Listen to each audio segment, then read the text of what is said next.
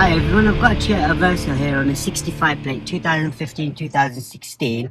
Just going to show you how to get rid of the oil maintenance light. Now before we do anything, so what you need to do is switch the ignition off, switch it back on. As you can see right there, it's minus, well I can't see it, minus 500 miles, right? So what I need to do is I need to get it to trip A. No, sorry, that's trip B. So if I get it to trip A, then I switch the ignition off, switch the ignition back on. As you can now see, the resetting is in progress. Then let go. I let go now. Switch ignition off, switch ignition on.